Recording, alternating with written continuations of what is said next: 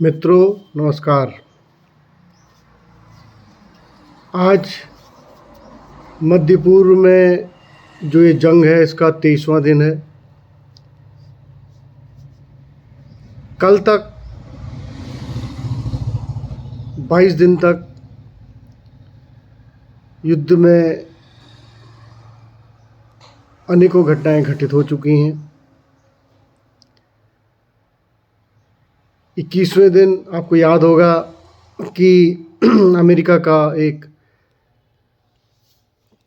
ऐसा युद्धक विमान जिसे घोस्ट ऑफ द स्काई का पद हासिल है और कहा जाता है, उसको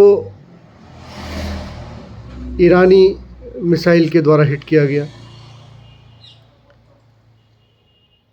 कल और एक विशेष बात ईरान की ओर से करी गई है।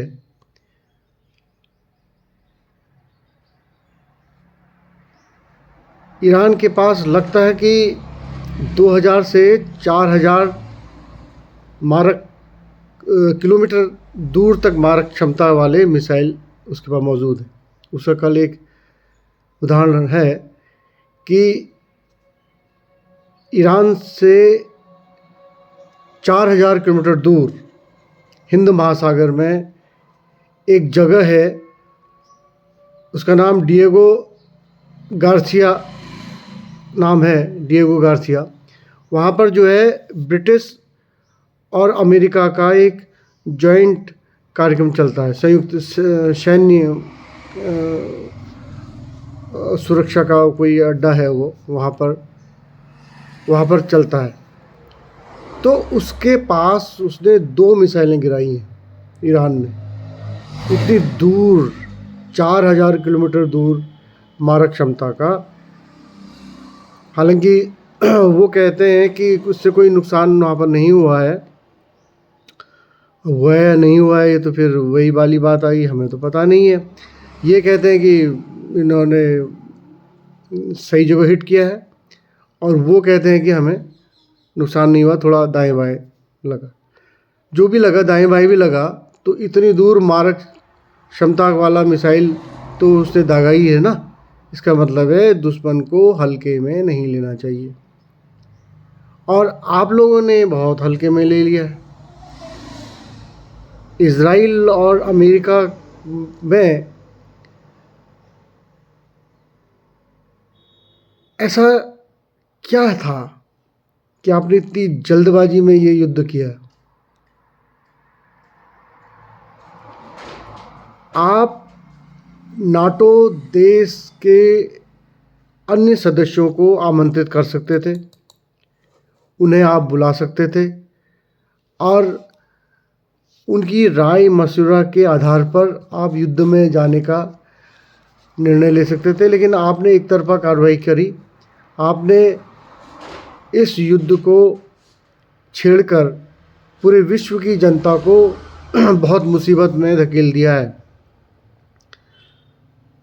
ट्रम्प साहब और नेतन्याहू साहब, आपको विश्व की ये जनता कभी माफ़ नहीं करेगी, कभी माफ़ नहीं करेगी, क्योंकि आप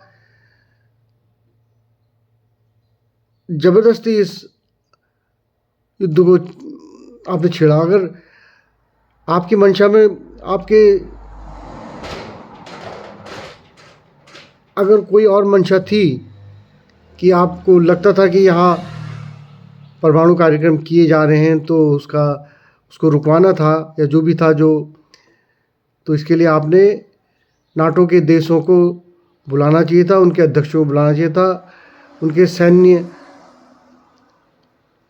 जो ताकतें हैं, उनके जो मुखिया हैं, उनको बुलाना चाहिए था और तब जाके फैसला लेना चाहिए था।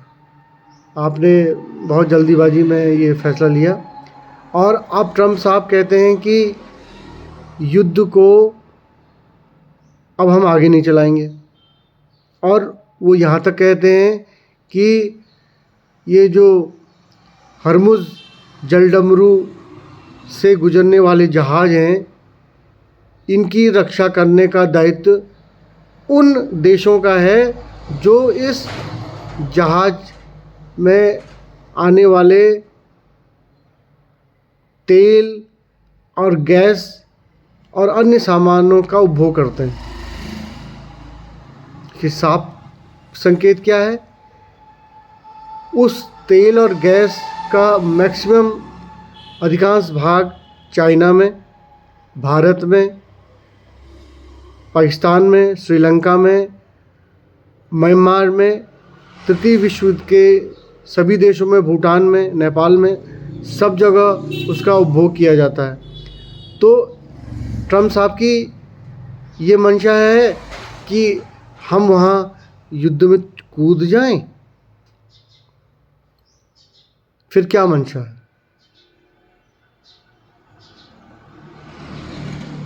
तो ये तो बड़ा सोचने का विषय है कि ट्रम्प साहब आपकी क्या मंशा है। आप कह रहे हैं कि इसकी रक्षा का दायित्व उनका है जो या इस तेल का उपभोग करते हैं। आप क्या बोलते हैं, क्या करते हैं, क्या आपकी मंशा है, क्या आपके दिल में है, ये कोई नहीं समझ पाया। बहरहाल आपको पूरे विश्व की जनता, अब तो यूरोप के लोग भी त्राही कर रहे हैं, वहाँ भी गैस के दाम बढ़ चुके हैं। तो अब देख लीजिए, आपने सिर्फ तृतीय विश्व के देशों की जनता का ही अहित नहीं किया है, बल्कि यूरोप की जनता का भी अहित कर लिया है।